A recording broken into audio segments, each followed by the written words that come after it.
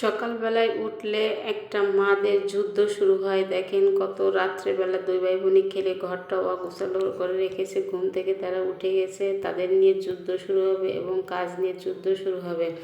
আমার ঘুম থেকে ওঠার সাথে সাথে ওরা দুটো ভাই বোন দুইটা ভাই বোন উঠে গেছে। এদিকে আমি অগোছালো ঘরটা একটু গুছিয়ে নিলাম। ঘর গুছানো থাকলে খুব ভালো লাগে, হয়তো ছোট ছোট বাচ্চা আছে এই জন্য বেশি গুছিয়ে রাখতে পারি না। যেটুকু পারি সেটুকু আলহামদুলিল্লাহ এইভাবে গুছিয়ে রেখে তাসফিয়া যখন বড় হবে তখন হয়তো ইনশাল্লাহ সব ঠিক হয়ে যাবে।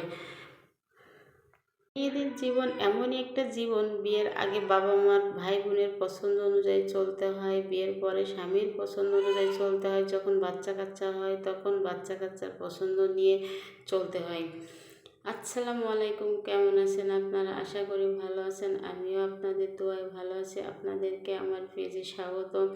আমি সকালে এখানে নাস্তা করতে আসছি, কারণ আমার রাফির পছন্দ অনুযায়ী আমাকে নাস্তা বানাতে হবে। ওর নাস্তা ওর পছন্দ অনুযায়ী বানাতে হয়। এইটুকু মানুষ তাও আমাকে বলে, আম্মু আজকে এই নাস্তা বানাও, কালকে ও নাস্তা বানাও। ঠিক ওর পছন্দ অনুযায়ী ওকে আমার নাস্তা বানাই দিতে হয়, কারণ আমাদের পছন্দ অপছন্দ নেই। যখন দুপুরে রান্না করতে যেতে হয় তখনও স্বামীর কাছে অনুমতি নিতে হয়, কিংবা ছেলের সন্তানের কাছে অনুমতি নিতে হয়, তোমরা কি খাবা। কিন্তু আমাদের নিজেদের কাছে নিজেদের অনুমতি নেওয়া লাগে না, কারণ আমাদের যা হয় তাই আমাদের চলে যায়।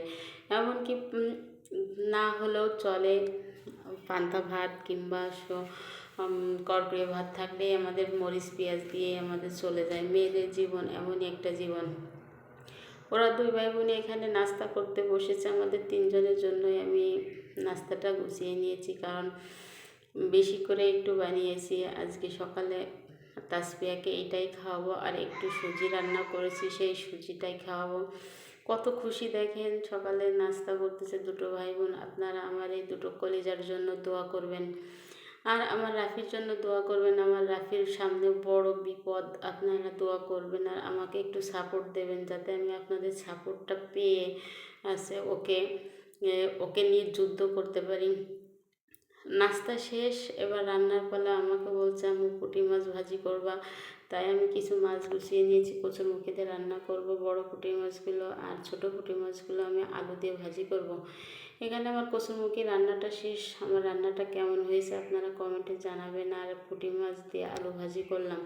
ওই না বললাম যে আমার ছেলের পছন্দ অনুযায়ী এখন আমাকে রান্না করতে হয়, কারণ ওর বাবা আমার কাছে থাকে না, ওর বাবা এক জায়গায় থাকে, আমরা গ্রামে থাকি।